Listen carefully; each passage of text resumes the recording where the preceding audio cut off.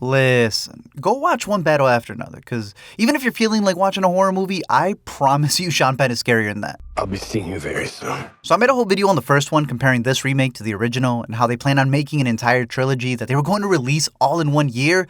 And that did not happen. But now Chapter 2 has taken the place of Saw 11's original date, and they flipped it from being a home invasion movie to what they're now pitching as a town invasion movie. And even though I think that Madelaine is still innocent, in my book, the writing and directing keeps getting worse. Like, they kept changing the size of her scar from scene to scene. Did you guys have a system in place in order to just try and keep track of it all?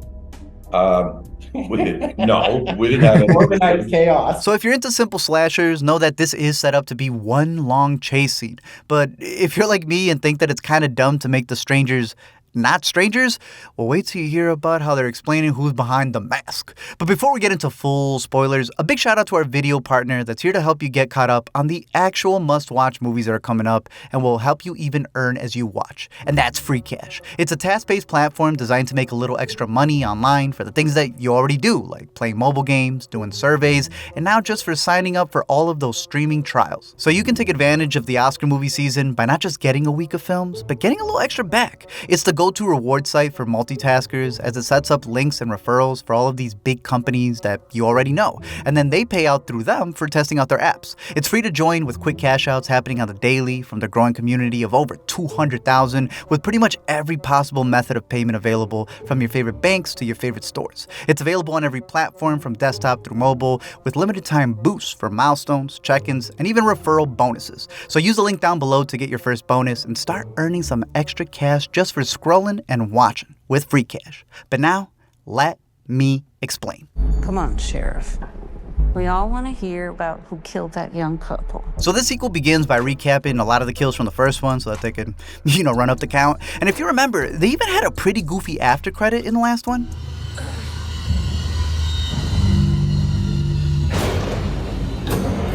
And they knew that, so they just ignored it here. Instead, she gets visited by the cops, who are already super sketchy, but she's giving them the LME on what happened to her. But then we see that they're putting down straights at the diner, and they're betting on, what actually happened, with one lady even having a theory that she smallayed herself and did it all for the insurance money. They even talk about how you never know what the killer may look like.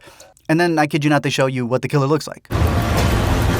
For the first time, we get a flashback that shows this little girl in a school playground, and she's watching all of the mean girls play a knock-knock game. And once they're done playing that, they walk all over her sandcastles, which really sets her off. Except for the blonde girl who looks at her like, hey, yo, you and I can have a trilogy together. The funniest reveal, though, is that she's holding a doll that's not doll face, but the pinup mask, and it's in the direction of the audience so that they can reveal that one of the killers is the random waitress from the diner. They are not right. In fact, I have not seen it. I literally read everything. One person that's gotten it right yet. So I will say that. Sir, there's 4 actresses in the first one and 2 female killers. It's not that hard. Come on. We keep getting flashes from the first movie in order to get into Maya's PTSD, as well as, pad the runtime. And we even see the sister leave another video message that looks like her audition tape because they keep only giving her one scene. And somehow the strangers have even gotten a hold of her number and are prank calling her. Is Tamara here? Maya then hears the staff get attacked outside, so she tries to escape, but, she's stuck in here with us. She's still got no service, no script. So they spend a minute creeping around this hospital until she decides to sneak into the morgue in order to stay alive.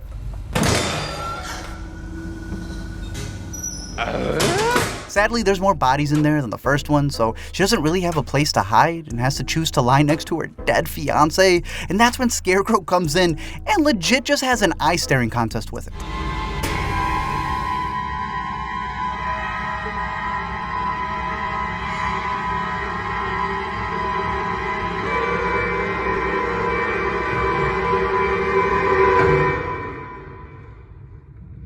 He then slashes the janitor so that we can cut to the next scene, but that said, Maya decides to just kill time staring at her dead lover. And I don't mean to be more cold-blooded than he is, but y'all said till death. Now part. She dashes out into the rain as he watches her, and she just keeps running like Forrest until she bumps into this lady at her ranch. Mrs. McDonald is even about to warn her about not calling the sheriff because he's clearly guilty, but then she gets got by a crossbow. We have a whole hour left. We can't wrap it up that quick. Maya then hides with the horses as Pinup creeps in to say hey, but Maya escapes again just by a couple hairs, and she then gets picked up by the nurse and her friend, who practically do everything in their power to make her more paranoid. Like, they're locking the doors, one of them is using a hunting knife just to cut fruit, and they even randomly pick up 2 guys on the road who sandwich her in. And yet, I'm telling you right here, the creepiest part is them listening to these fire and brimstone sermons. Like, I don't mind if you're listening to Caleb, but if you got Eviler Joe Olstein on the aux, this world is infected by evil. After noticing one of the guys has a smiley tattoo, she takes that as a message from the Lord and jumps out of the vehicle, snatching their knife and tumbling worse than Katniss into the forest. And these guys are just looking at her like, yo, but don't save her if she don't want to be saved. Now she's out there in the wilderness, and I kid you not, it turns into the Revenant. Like this, she randomly gets attacked by a boar. So after getting Pumbaaed for a bit, she hits him with algunas matadas and starts becoming a little bit of a hunter herself. And as random as this is, I know a lot of people are going like, what the hell is this scene? I don't even mind the absolutely CGI boar. The real problem is, I don't know the boar. It's just a stranger. It would be so much better if I had a flashback. Guys, they gave us a flashback. I am still not breaking the 9th commandment when I tell y'all that we see that little girl be best friends with this pet pig. So at this point, man, they're reaching Star Wars levels of pointless lore that doesn't need to be answered. We then take another time out to see the little girl bond with the boy in her school, but when the other mean girls get his attention, she wanders out and snaps a rat's neck like it's Zod. I ain't never seen no mouse outside. That's what I'm saying. That's because it's a rat, fool! Back in the present, we see Maya go back to the past location where the whole set is just taped off. Like, she's getting so many flashes from the first movie that it feels like they got us rewatching it with her. And I've heard of jump scares, but this is so many jump cuts to the last one.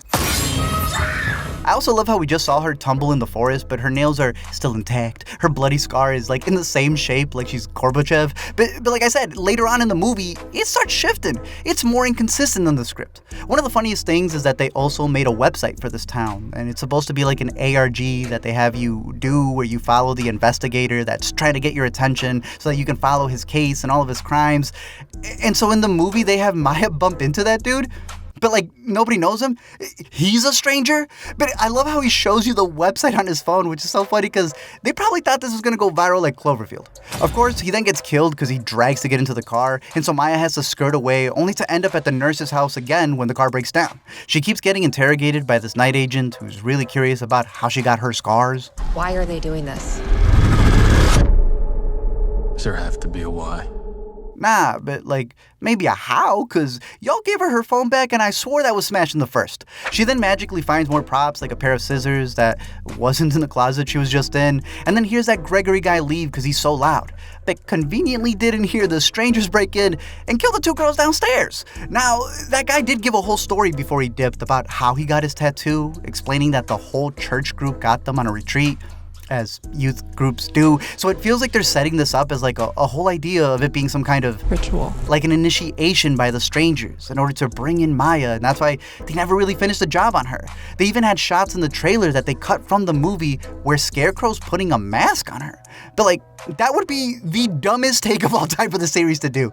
Like, if they end this with this girl knocking for Tamara by the end of it, I'm gonna go full strangers. And listen, even when I don't like a movie, like clearly this one, I'm still willing to understand it. Like, I'll try to explain things that even lovers of the film may not mention, and I think a big part of the film revolves around her talking about the attack and how she felt the time was moving slowly. And I'll give it that. It's like the event is still happening for her, so both movies are happening at the same time, and it's like she's paused in that terror. I respect that.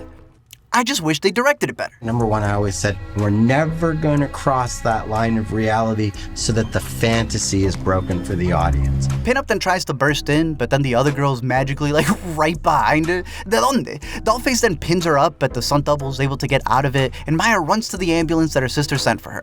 I know it's very random, and they even kill the guy off screen, which is a very cheap kill, but in rewatching the last movie, I had mentioned how they keep bringing up how they're rich, and that's how the sister has a personal EMT sent to her. When you go to somebody's environment, are you the stranger? It's a small town that used to thrive. They had, a factory, and when that goes away, the income stream goes away, and there's a resentment towards people coming off the highway in a $70,000 BMW SUV. Even though people don't mean anything by it, there's just this sort of stark reminder of somewhere out there are forces that took away what we had. But again, I thought this was all supposed to be random. This is targeted. She then gets into the ambulance and forgets horror movie rule number 3, which is to always check the back seat. So Maya stabs her and gets into a trance as she watches her bleed.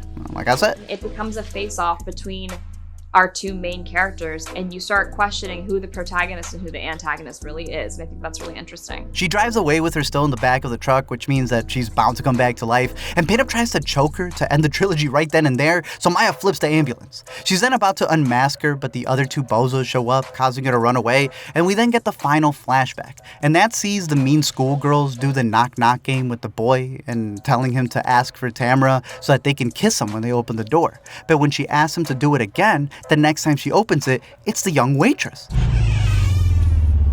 Is Tamara here? And she kills her.